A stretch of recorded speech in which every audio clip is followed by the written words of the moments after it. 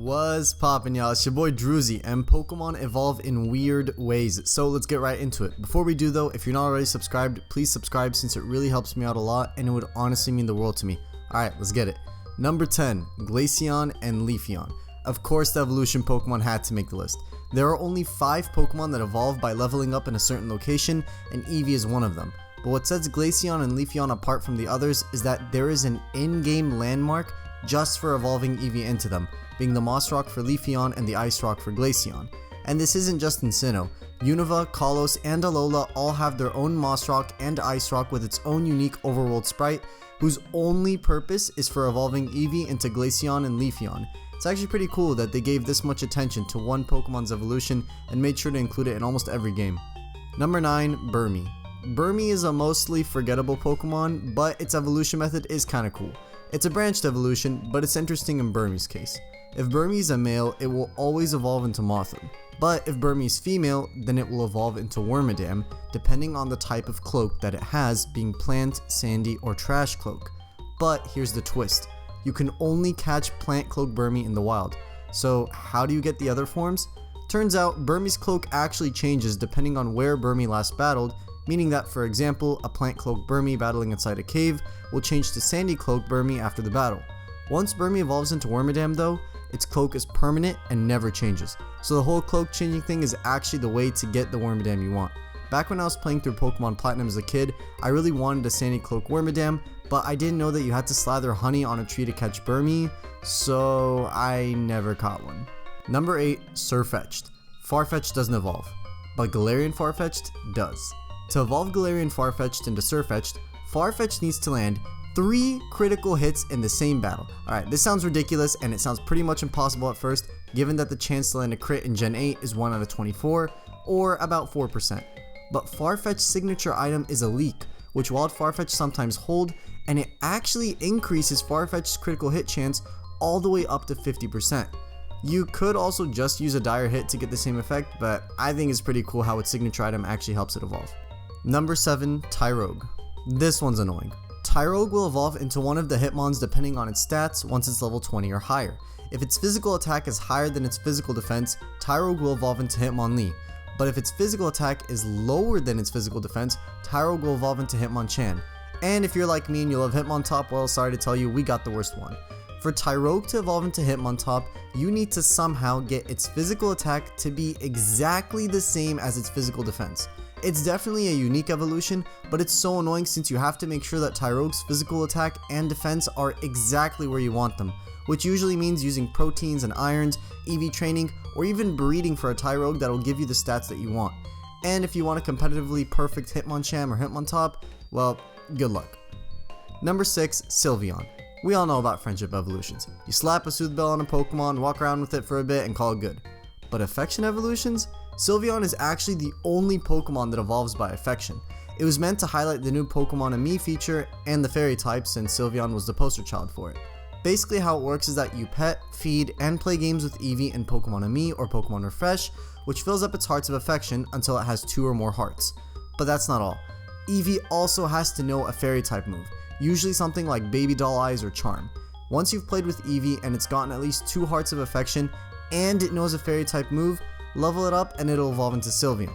Also, side note, even if Eevee has 2 hearts of affection and knows a fairy type move, if you level it up in the same area as the Moss Rock or Ice Rock, it'll actually evolve into Leafeon or Glaceon, so be careful that you don't waste hours on the wrong evolution. Number 5, Milotic, specifically in Gens 3 and 4. Remember how I said Tyrogue was annoying? Yeah, I take that back. To evolve Feebas into Milotic, you need to raise Feebas' beauty condition to 170 or higher by making Pokeblocks in Gen 3 or Poffins in Gen 4 and feeding them to Feebas. Seems simple enough, right? Wrong. In Gen 3 and 4, the only way you could get Feebas was by fishing in 6 random tiles in Route 119 in the Hoenn games and in 4 random tiles in Mount Coronet in the Sinnoh games. Okay, no biggie, that sounds annoying, but once I find the tiles I'm good, right? Wrong. In the Hoenn games, these tiles change every time the Dewford Town trend changes, and in the Sinnoh games, they change every day, meaning that if you don't find Feebas in time, the tiles will be scrambled and you'll have to check every single tile all over again. And keep in mind, the tiles are randomly generated. Thankfully, from Gen 5 onward, you can catch Feebas by fishing or surfing normally, and they added a second, easier evolution method, which was to trade Feebas holding a Prism scale to evolving into Milotic, which is still a unique evolution since it's the only Pokemon that does so. Also, if Feebas' beauty condition is high enough, it can still evolve without the Prism scale in these games, but man, Milotic was one of the hardest Pokemon to get back in Gen 3 and 4, so it makes sense that both the Hoenn and Sinnoh champions got one.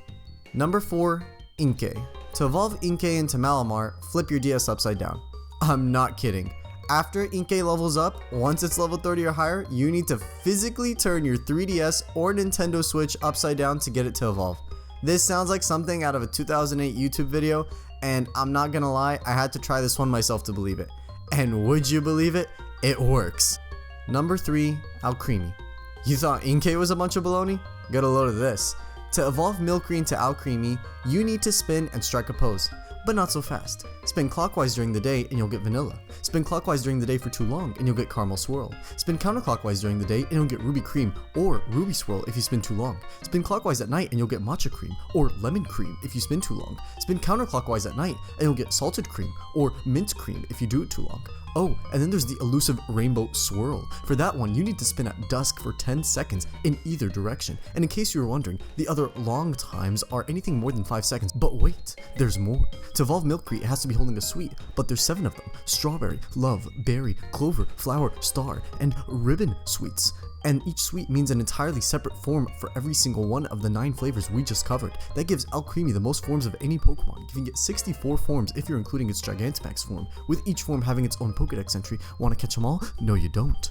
Number 2, Shedinja. If you've been on YouTube long enough, you've probably seen videos about this one. To get Shedinja, you don't just evolve Nincada. That'll only give you Ninjask.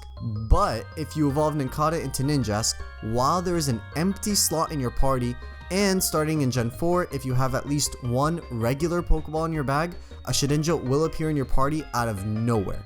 This is definitely the weirdest way to evolve a Pokemon. The idea is that once an Nincada sheds its skin to evolve into Ninjask, the empty shell becomes conscious, which results in a Shedinja, a Pokemon with arguably the best ability in the game, and also 1 HP. Number 1, Runerigus.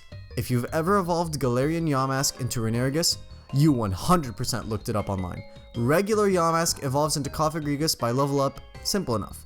But Galarian Yamask? Oh no. To evolve Galarian Yamask into Runerigus, your Yamask has to lose 49 HP or more without fainting. And then you have to go to the wild area and specifically walk under the stone arch in the Dusty Bowl, and then Yamask will evolve into Runerigus. I honestly couldn't believe this one. You have to lose such a specific amount of HP and then go to such a specific place right after this happens. Oh, but the Azuri Flute was too complicated. Like, how do people find this? And guess what? I had a Galarian Yamask on my team. I didn't want to look anything up for Sword and Shield, and I didn't watch anything other than the first trailer because I wanted to play through a fresh game without knowing anything. But the thing refused to evolve, so I had to look it up. And I'm so happy that I did, because if I didn't, I wouldn't be making this video right now. Alright, that's my list. Honestly, I think that these different ways to evolve Pokemon are pretty creative. There were other Pokemon that I wanted to include on this list, but didn't make it, so if there's any new evolution you guys think should be on here, let me know in the comments below. Hope you guys enjoyed this video. If you did, please leave a like and subscribe if you're not already, and I'll give you a free Runerigus. Thank you all for watching, and I'll catch y'all next time. Peace.